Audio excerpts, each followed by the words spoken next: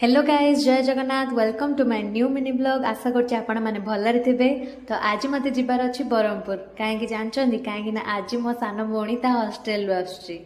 तापर एठी आमे बस सारछु बस रे। आ ये होचनी मो प्यारा सा मामा। तापर आमे एठी आसी पहुंची सारछु मो सान भौणी रो हॉस्टल रे।